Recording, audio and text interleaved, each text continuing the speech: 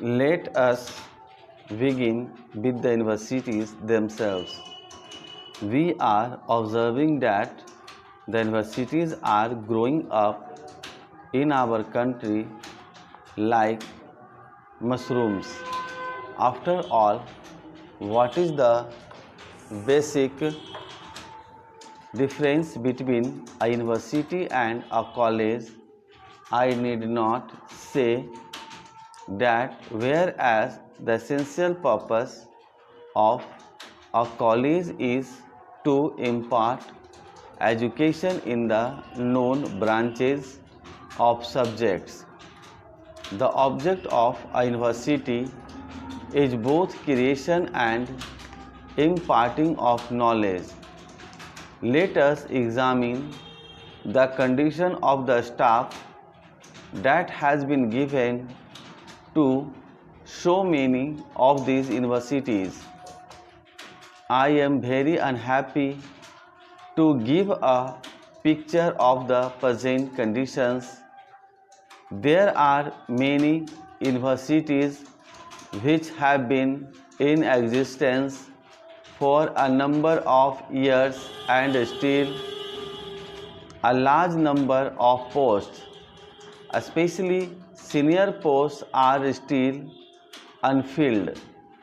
If we go on creating universities like this and if we do not succeed in getting the proper type of teaching staff, how can we expect that the universities would be able to discharge their responsibilities?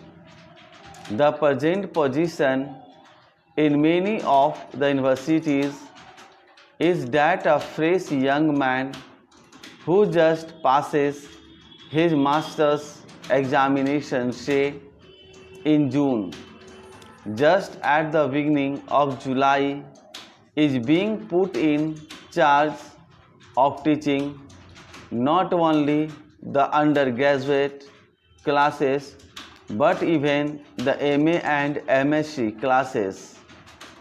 Everyone knows the system of examination that is unfortunately prevailing in our country.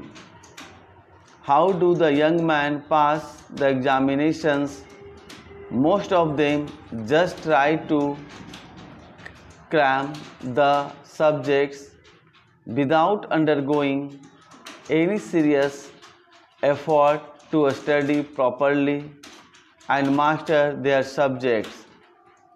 Thanks to the system of examination, they often succeed in getting very high percentage of marks and then they are appointed to the half.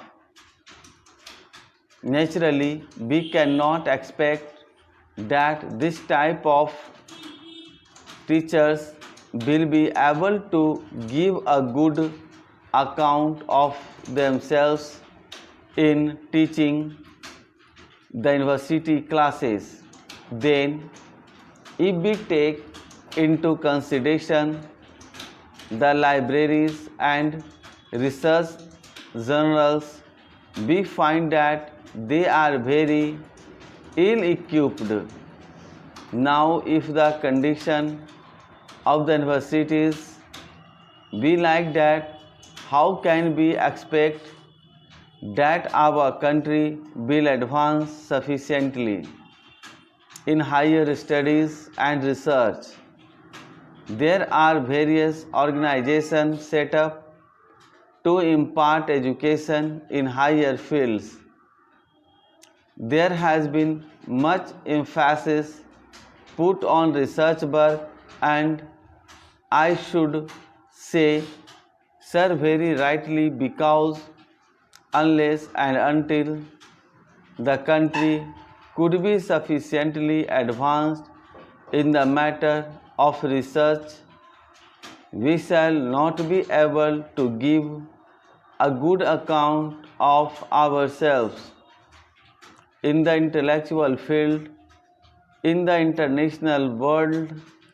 The point is that with our limited resources, will it not be worthwhile that with the money available we should be able to get an adequate and reasonable return?